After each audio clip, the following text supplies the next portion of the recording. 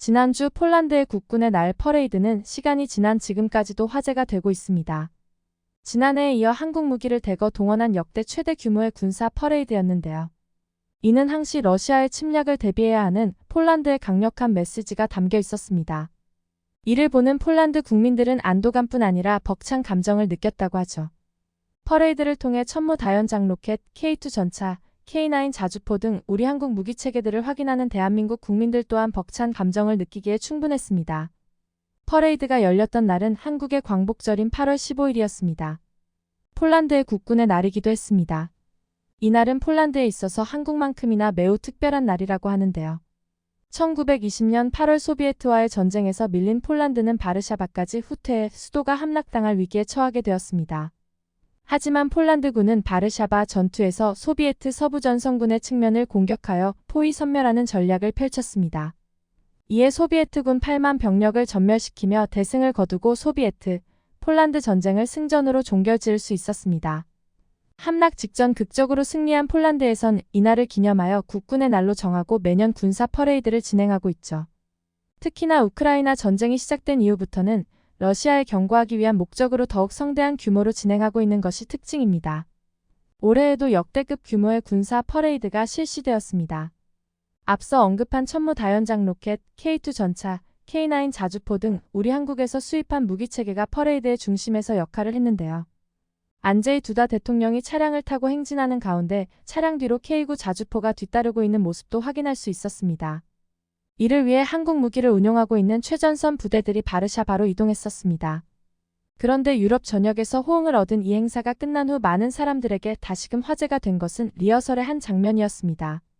완벽한 행사를 위해 밤낮을 가리지 않고 관계자들은 리허설을 진행했었고 그 덕분에 완벽하게 행사가 마무리될 수 있었습니다. 리허설부터 본 행사까지 이들을 취재하기 위해 폴란드 기자들이 총출동했다고 전해지고 있습니다. 그런데 리허설 중 K2 전차병을 취재하기 위해 기다리던 한 기자는 전차에서 내린 군인이 헬멧을 벗자 뜻밖의 장면에 놀라지 않을 수 없었습니다. 편견일 수 있지만 당연히 남자라고 생각했던 전차병이 여성이었기 때문이었는데요. 전쟁의 최전선에서 철과 철의 대결을 펼쳐야 하는 기갑보직은 그동안 남성들의 전유물로 여겨져 왔습니다. 특히 전차 승무원은 오랫동안 좁고 밀폐된 공간에서 활동해야 하며 고강도의 체력과 전투 기술이 요구되기 때문에 더욱 그러했습니다.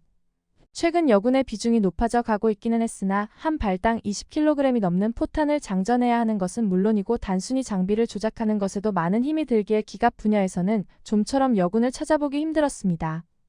그런데 폴란드군의 가장 최첨단 무기인 K2 전차에서 여성 전차병이 모습을 드러내자 놀라움을 감추지 못했습니다.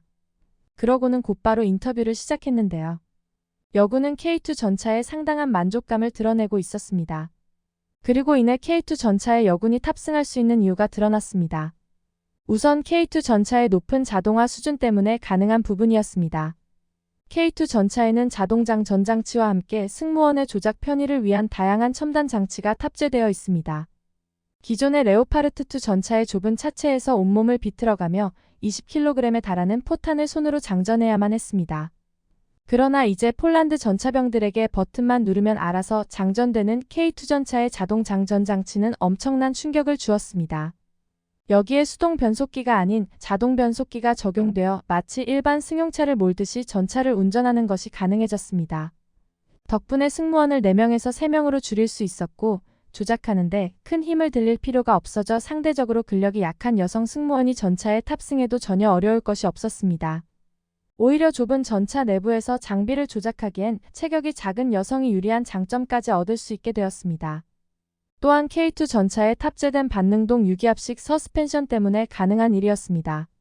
전 세계 전차 중 유일무이하게 K2 전차에만 탑재된 이 서스펜션은 기존의 토션바 서스펜션과 달리 휠 하나하나를 컴퓨터로 제어하여 자세를 바꿀 수 있습니다. 이를 통해 전차를 좌우 앞뒤로 기울일 수 있을 뿐만 아니라 주행 중 노면의 상태에 따라 휠을 조정해 진동을 최소화하고 전차에 가해지는 충격을 최소화하는 것이 가능하죠. 덕분에 K2 전차는 기존 전차들과 차원이 다른 승차감과 독보적인 험지 돌파력을 갖출 수 있게 되었습니다. 사실 승차감이 향상되었다는 것은 남자 여자 가릴 것 없이 전차 승무원이라면 반기지 않을 수 없는 부분이기도 합니다. 이러한 K2 전차의 뛰어난 험지 돌파력은 지난 나토 연합훈련에서 분명하게 확인할 수 있었습니다. 폴란드에서 진행됐던 드래곤 24 훈련 날 비가 내린 덕분에 훈련장 전체가 진흙탕이 되어버리고 말았습니다. 러시아나 우크라이나의 라스푸티차 정도는 아니어도 폴란드 땅도 만만치 않게 진흙늪이 되기 쉬운 땅이기에 훈련에 어려움이 발생했었습니다. 독일의 레오파르트2, 미국의 에이브람스, 영국의 챌린저 등 서방의 네로라 하는 전차들이 진흙에 파묻혀 헛바퀴만 돌고 있었을 뿐이었습니다. 그런데 이때 엉망이 된 훈련장을 아무렇지 않게 주파하는 전차가 포착되었는데 이는 바로 K2 전차였습니다. 반능동 유기압식 서스펜션을 통해 진흙탕에서도 높은 접지력을 확보할 수 있기에 어떤 지형에서도 기동이 가능한 전천후 전차가 될 수 있었던 것이죠. 서방 주력 전차들을 압도하는 K2 전차의 기동력은 한국 무기 도입을 고려하고 있는 유럽 군사 관계자들에게 깊은 인상을 남겨주기에 충분했습니다. 전투력을 향상시키기 위한 여러 가지 설계들이 합쳐져 K2 전차는 현존하는 가장 최첨단 전차일 뿐만 아니라 가장 편안하게 운전할 수 있는 전차로 인식되고 있는 상황입니다. K2 전차의 이러한 편의성은 폴란드군의 큰 고민 중 하나를 해결해 주었습니다. 하지만 이렇게 모은 신규 병력도 제대로 된 병력으로 만들기 위해선 쉽지 않았습니다. 처음부터 끝까지 일일이 다시 교육을 해야 한다는 문제가 남아 있었습니다. 하지만 폴란드는 한국의 도움으로 빠르게 정상화를 시킬 수 있었죠. 한국 장비들의 뛰어난 편의성과 더불어 한국이 수십 년 동안 쌓아 올린 교육 커리큘럼까지 전수받았기 때문이었습니다. 덕분에 신병의 보직 교육이 매우 빠른 속도로 이루어지고 있다는 것을 확인할 수 있었습니다. 한국의 폴란드 군의 훈련 속도를 더욱 높이기 위한 노력은 계속되고 있었는데요. K2 전차의 훈련용 내장형 시뮬레이터를 폴란드어 버전으로 개발해 공급할 예정이기도 하다고 전해지고 있습니다. 이런 완벽한 사후 지원이 폴란드가 한국 무기를 택한 이유를 보여줄 뿐 아니라 많은 국가들이 K방산에 관심을 갖고 있는 이유였습니다. 그리고 이번 퍼레이드에서 폴란드군이 K2 전차의 또 다른 기능을 과시했습니다. 바르샤바 퍼레이드를 위해 K2 전차를 트레일러에 실어 이동하기 전 낯선 장비가 추가되어 있는 것을 포착할 수 있었습니다. 트레일러에 실리고 있는 K2 전차들의 포탑 후방에 둥근 관 모양의 추가 장비가 탑재되어 있던 것인데요. 이 알 수 없는 장비의 정체는 바로 K2 전차의 도하용 스노클 장비였습니다. 기갑부대가 강을 맞닥뜨리면 공병부대의 도움을 받아 부교를 설치하여 도하하는 것이 일반적입니다. 하지만 공병의 작업을 기다리느라 도하에 많은 시간을 잡아먹을 수밖에 없으며 도하 중 적에게 포착되어 공격당할 확률도 높아지게 됩니다. K2 전차는 이러한 상황에서 자력으로 잠수도하가 가능한 몇 안 되는 전차 중 하나입니다. 이를 위해 K2 전차에는 물이 침투하지 않도록 주요 부분이 방수 처리되어 있으며 엔진이 수중에서도 작동할 수 있도록 특수한 설계를 적용하였습니다. 해치에 파이프 모양의 스노클 장비를 설치하여 최대 4m 깊이의 강까지는 자력으로 도하가 가능하죠. 폴란드 군사 전문가들은 바르샤바로 이동하는 K2 전차들이 이 스노클 장비를 탑재하고 있다는 것을 확인할 수 있었습니다.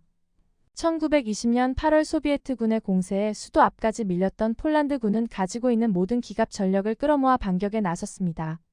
이때 폴란드군은 기갑 병력으로 강을 도하했고 소비에트군의 측면을 돌파, 전세를 완전히 뒤엎어버리는 대승을 거둘 수 있었습니다.